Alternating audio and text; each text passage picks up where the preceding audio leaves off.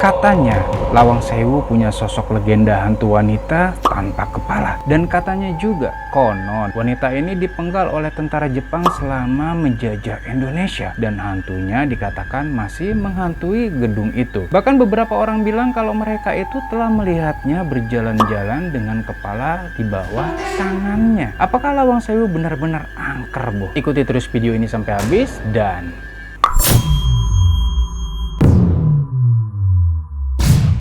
Assalamualaikum warahmatullahi wabarakatuh. Halo Sobat Cibu, terima kasih sudah kembali. Kali ini saya akan menceritakan tentang sejarah kelam bangunan dan suasana menakutkan Lawang Sewu yang telah menjadikannya tempat populer bagi para pemburu hantu dan penggemar paranormal. Lawang Sewu adalah sebuah bangunan yang dijadikan sebagai museum dan galeri bersejarah perkeretaapian oleh Unit Pusat Pelestarian dan Desain Arsitektur dan KAI Wisata. Terletak di seberang Tugu Muda, Kota Semarang, Jawa Tengah. Nama Lawang Sewu diambil dalam bahasa Jawa yang berarti bangunan berpintu seribu. Dan jelas desain bangunan ini itu punya banyak ruang serta punya sekitar 1000 jendela yang tinggi-tinggi dan besar-besar sehingga dikira sebagai pintu, Bo. Padahal pintu-pintu di bangunan tersebut jumlahnya cuma 429 pintu. Sebenarnya jendela ukuran besar itu sering ditemukan pada bangunan-bangunan Belanda di Indonesia, Bo. Mungkin itu udah ciri eksentrik mereka kali ya, dari nenek moyangnya dulu. Banyak bangunan, rumah, atau struktur lain pada masa itu punya jendela dengan ukuran yang mirip. Dan yang pasti itu merupakan sebuah teknik sirkulasi udara agar udara banyak masuk, dimana Indonesia itu kan punya iklim yang tropis. Nah, buat si Belanda mungkin rada panas kali ya tinggal di Indonesia. Cara AC kan belum ada pada saat itu. Komplek Lawang Sewu ini terdiri dari 2 bangunan, Bo, yaitu gedung A dan B serta C dan D yang menghadap Jalan Pemuda. Bangunan A sendiri itu menghadap Bundaran Tugu Muda. Terdapat 2 menara kembar di gedung A yang awalnya digunakan untuk nyimpen air. Masing-masing punya kapasitas 7.000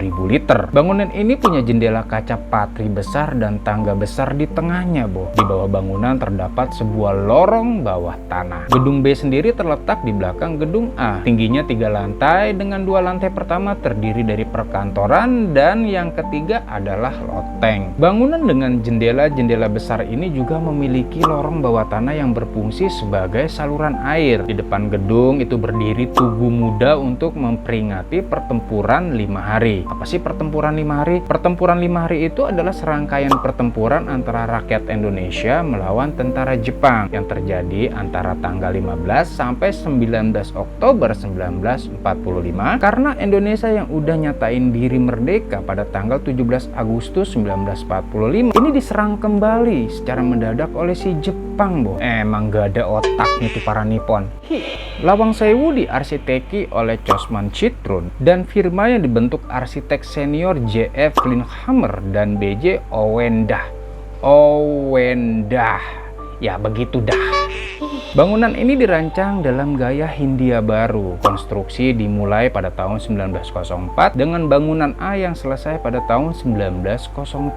Sisanya rampung pada tahun 1919. Awalnya digunakan oleh Nederlands Indische Spoorweg Maskapai, sebuah perusahaan kereta api pertama di Hindia Belanda. Setelah Jepang menduduki Hindia Belanda pada tahun 1942, tentara Jepang ini ngambil alih Lawang Sewu, Bo. Ruang bawah tanah gedung B diubah jadi penjara dengan eksekusi mati yang dilakukan di dalamnya. Nah, karena Belanda yang bikin itu gedung, ada nih sebuah terowongan yang nggak diketahui sama si Jepang. Terowongan itu mengarah ke gedung A dan digunakan kembali oleh Belanda untuk merebut bangunan Lawang Sewu pada Oktober 1945. Tapi sayangnya perebutan itu justru bikin para pejuang Indonesia banyak yang gugur dan 5 pegawai yang kerja di sana juga gugur. Setelah perang selesai, Indonesia secara de facto menjadi negara yang merdeka. Tentara Indonesia mengambil alih kompleks bangunan tersebut. Kemudian dioperasikan oleh Jawatan Kereta Api Republik Indonesia atau DKRI pada tahun 1992. Salah satu kisah paling terkenal tentang Lawang Sewu adalah kisah seorang wanita muda yang dibunuh oleh tentara Jepang. Wanita itu dikatakan sebagai perawat nih awalnya yang bekerja di salah satu rumah sakit yang terletak di gedung tersebut selama perang. Dia dilaporkan diperkosa sama si Nippon telepon nih, kemudian dibunuh sama mereka dan tubuhnya itu nggak pernah ditemukan. Beberapa orang mengatakan bahwa hantunya itu masih menghantui gedung dan kadang-kadang dia terlihat berkeliaran di aula atau nangis di kamar mandi. Kisah populer lainnya adalah kisah sekelompok tawanan Belanda yang dieksekusi Jepang di ruang bawah tanah Lawang Sewu. Para tahanan ini dikatakan telah disiksa sebelum dibunuh dan teriakan mereka itu masih sering terdengar bergema di ruang bawah tanah pada malam hari. Ada juga beberapa orang yang mengatakan kalau hantu para tahanan itu kadang-kadang terlihat berjalan di sekitar ruang bawah tanah atau wajah mereka itu terlihat mengintip dari balik jeruji sel.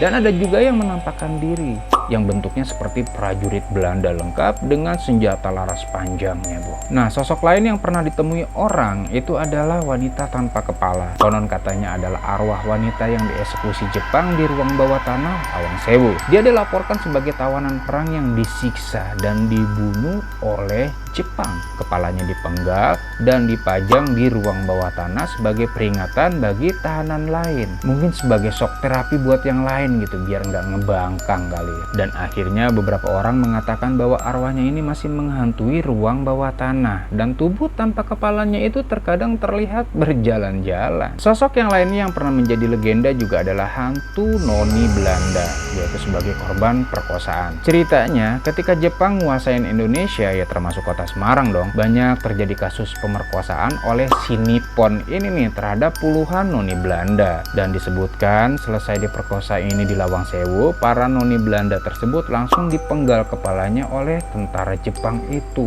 Hal itulah yang bermunculan kisah-kisah mistis keberadaan hantu noni Belanda di Lawang Sewu. Namun konon dikatakan hantu noni Belanda ini nggak mengganggu, Boh, karena hanya cuman mondar-mandir aja, cuma menampilkan wajah pucatnya yang cantik bersimbah darah sambil tersenyum.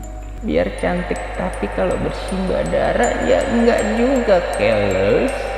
Nah, mungkin di antara kamu itu masih ada yang ingat kali acara uji nyali yang ada di TV? Program acara yang pernah ditayangin di salah satu stasiun TV itu, Boh. Nah, kan ada tuh satu episode yang menampilkan acara uji nyali itu dilakukan di ruang bawah tanah Lawang Sewu. Disinilah sang peserta bener-bener dijogrokin penampakan wanita dengan rambut panjang dan berbaju putih menjuntai. Serta suara ketawanya itu ya so asik dia. Sampai-sampai sang peserta ini ketakutan dan nyerah dengan melambaikan tangan ke kamera.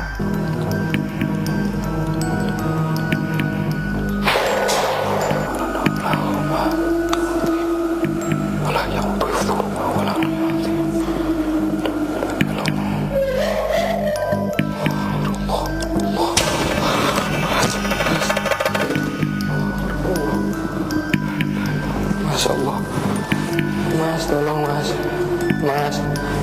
Allahu Akbar, Allah.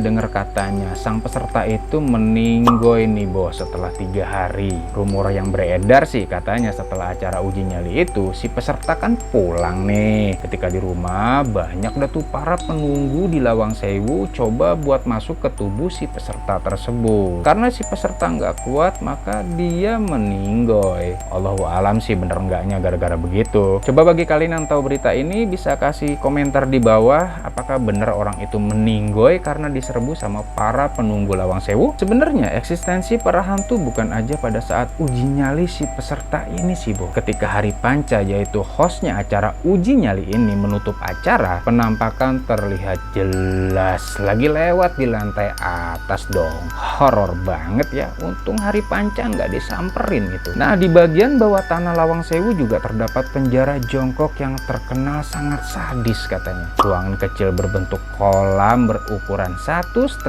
meter kali 1,5 meter dengan tinggi itu cuma 60 cm, Boh. Ruangan ini disebut-sebut itu untuk memenjarakan 5-9 tahanan dengan penutup jeruji besi. Goks banget kan? Bayangin coba, Bu. Kalian jongkok itu kan rata-rata sekitar 65-70 cm kan? Pasti kalaupun jongkok, kepala mau nggak mau pasti nakukan begini. Belum lagi ruangan sempit gitu diisi 5-9 orang loh. Apa udah nggak pada saling masuk ke selangkangan tuh dengkul, ya nggak? Maaf begini nih. Lebih sadisnya lagi, Bo. Ruangan itu diisi air sama si Jepang ini dengan ketinggian 50 cm.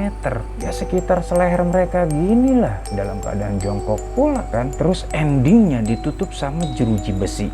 Bem, goks banget nih si Nippon. Ya akibatnya para tahanan ini banyak yang meninggal kedinginan serta kelaparan. Cerita mistis lainnya adalah hantu lorong bawah tanah, Bo. Selain penjara dan bunker di ruangan bawah tanah ini, ada sebuah lorong yang biasa disebut dengan lorong hantu. Mitosnya, jika seseorang mendatangi tempat tersebut kemudian diam aja di sana, maka akan menemukan hal-hal yang di luar nalar. Hal tersebut adalah penampakan bayangan berbentuk manusia yang bergantung di atas dengan mata hijau menyala. Bayangan tersebut berjalan merangkak nih dari atas dan berupaya ngedeketin siapa aja yang ngelihatnya.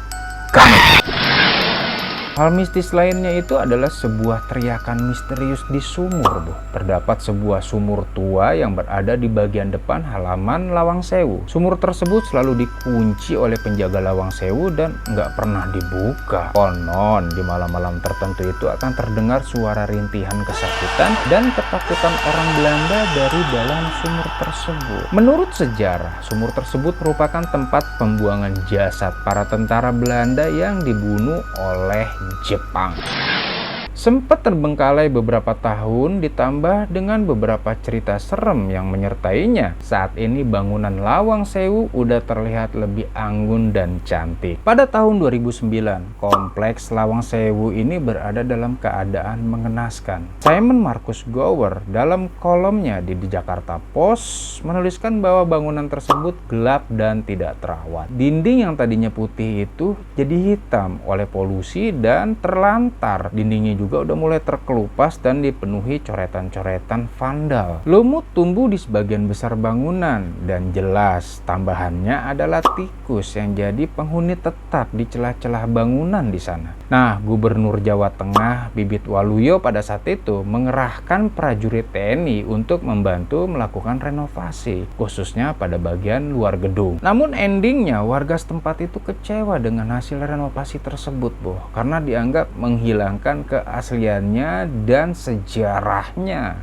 Nah, pada tanggal 5 Juli 2011, gedung tersebut diresmikan oleh Ibu Negara Ani Yudhoyono. Namun pada saat itu hanya bangunan B aja nih yang dapat dikunjungi. Kemudian pada akhir 2013, pemerintah Kota Semarang ngumumin nih rencana untuk menghilangkan citra seram dari bangunan itu agar pengunjung lebih banyak datang. Hal ini dilakukan dengan cara menata kembali kawasan untuk kegiatan sosial dan budaya serta renovasi lanjutan dari bangunan. Pada saat itu, Lawang Sewu itu menarik rata-rata 1.000 pengunjung setiap harinya, Bu. Selain sebagai destinasi wisata, bangunan Lawang Sewu ini juga dimanfaatkan sebagai museum yang menyajikan beragam koleksi dari masa ke masa perkereta apian di Indonesia. Koleksi yang dipamerin juga antara lain koleksi Alkamar, mesin Monson, mesin hitung, mesin tik, replika lokomotif uap, surat berharga, dan lain sebagainya. Selain itu, ternyata